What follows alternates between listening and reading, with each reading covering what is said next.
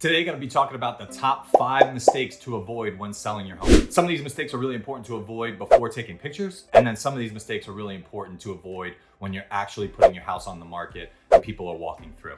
But we'll go over that later on in the video. Mistake number 1 is that it is a cluttered house. And what I mean by cluttered is that there's a bunch of things on the countertops. There's a bunch of things on the table. There's all these things on the walls that are really personal. So you want to make sure that you declutter and depersonalize everything in that house. Clear out as much stuff as possible. What I tell people is that you want to be oddly bare. And the reason why you want to be oddly bare is because you want it to appear spacious. You want it to have that look of wide open. Wow, look at how big these rooms are. When you have things on the countertops and on the tables and on all that stuff, you will notice that it distracts people from the house itself. Now, you'd be surprised, I get a lot of pushback from this as far as the depersonalization and the decluttering. However, this is not an attack on your personal style. It doesn't matter what I think about your house as far as personal style goes, but it does matter to the masses. You want to make sure it appeals to as many people as possible to get as many people in the door and as many eyeballs on your house that you can. That is your goal.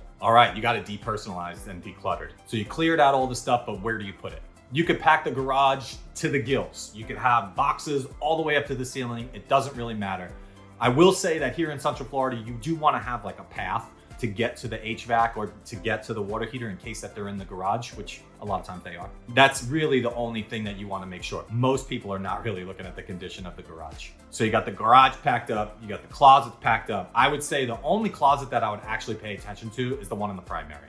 Especially because if it's a smaller closet, storage is maybe part of the reason why you're moving, but you want to make sure that that looks big. So if you're going to clear any closet out, that would be the only one that I would do. Everything else, pack it up, doesn't really matter. Now, mistake number 2 is it's a dirty house. You'd be surprised how many times I walk into a house and it's actually filthy. Now, I don't mean walk into somebody's house like you go to a friend's house and you see that there's dirt on the floor or whatever the case. You see that the table's dirty or something. I live with 5 kids. My house is a constant pigsty.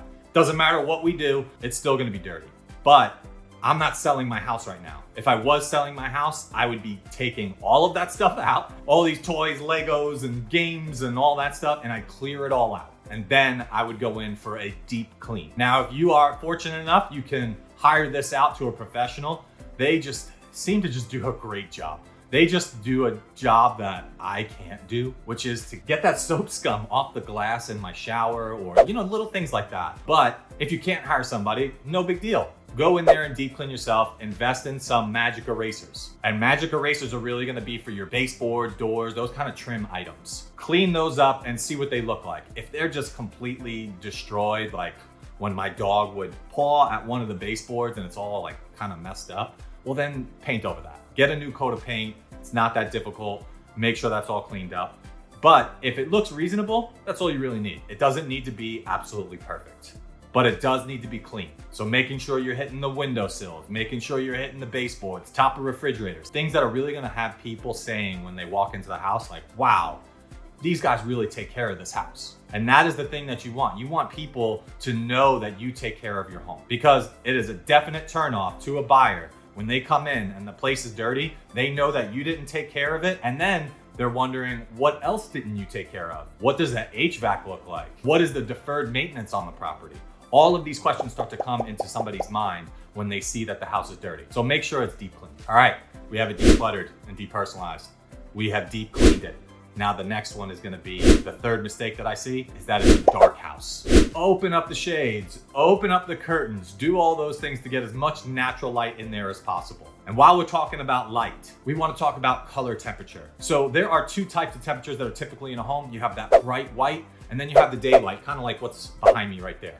That's daylight. It's a little bit warmer. The white or bright has a little bit cooler of a temperature. Make sure that the room has a matching temperature of color throughout it. That doesn't mean that you have to have the living room exactly the same as the bedroom. That's not going to be a big deal. But it will be a big deal if you have, let's say, a vanity and then you have one bulb that's warm and you have the other bulbs that are cool. It's gonna just draw somebody's attention to that, and you don't want that type of attention. While we're talking about vanities, let's make sure that we have all of the bulbs that are matching in your vanity, chandelier, lights that have multiple lights. One end table works, the other one doesn't. Just make sure that you get all of that together and looking uniform. The other thing I want to say is, just like I have in this house, there's a room that's just dark. It's just naturally dark. There was no light ever put in the middle of it when they built it. Don't know why, but that's the case. So there's no actual lights in the room. In that case, I would buy a lamp or a couple lamps, really, depending on what type of room it is. If it's a bedroom, maybe have 2 end table lights and then another lamp in the back, something of that nature. But really, don't break the bank on this. You can get a ton of really good lights that are on Facebook Marketplace or Craigslist or one of those sites. I picked that lamp up for 10 bucks on Facebook Marketplace. So don't break the bank on this, but do make sure that you do have the light in the room. We're decluttered, we deep cleaned, we're light and bright. The fourth mistake is a smelly house. So we want it to smell all right, light, bright, and smelling all right.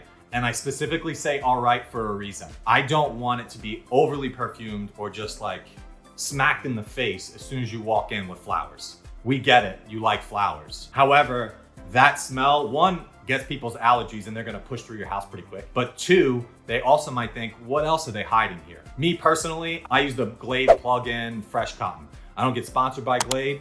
Shout out to Glade, right? If you want to, I'm here. But Fresh Cotton, and only do a couple in the house. Maybe one by the door and one into the kitchen or to the living room. Make sure it's all the way turned down to where it's not seeping out a ton of smells that are coming off of that. You want just a little bit, just enough to feel, okay, this is nice and clean. While we're talking about smelling nice and clean, we got to get to the other thing that really offends people, which is their animal or animals. Now, I personally have a German Shepherd, and she is just so generous at leaving all of this dog hair all over my house. And when it rains, she has that beautiful wet dog smell that just gets carried through my entire house and then sits on her bed to make that smell. Now, I love my dog, she's awesome, but she definitely does have a smell. But here's the problem. Most of the time, I can't actually smell it. Most of the time, my brain has been so used to this smell that I don't even really smell it unless it's extreme. Like when she comes in from outside and it's been raining. Those dog beds, cat towers, kitty litter, those are things that your brain automatically is turning off because you've been in your house so many times. You're in your house for so long that you no longer register these as smells.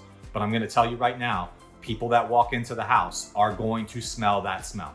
So if you have kitty litter, if you have dog beds, if you have cat towers, if you have any of those things, make sure you put them in the garage. So again, on the subject of smell, something that's super important in Florida is to make sure that your air conditioner is running enough to clear out some of that humidity and that mold and must smell to make sure that the air doesn't stay stale. I recommend staying at 76 degrees or below. And the reason why is that even if you're not in the home, and that's actually even more so, if you're not in the home, the house is cleared out and you have it on 80 degrees or 79 degrees, I'm gonna tell you, give it a week, the house is gonna smell. Even though it didn't smell before, it will smell now. So make sure that you're running the air conditioner because it is dehumidifying the air and making sure that this air is getting movement and then helping you out as far as the smell goes. All right, decluttered, deep cleaned, light and bright, smelling all right.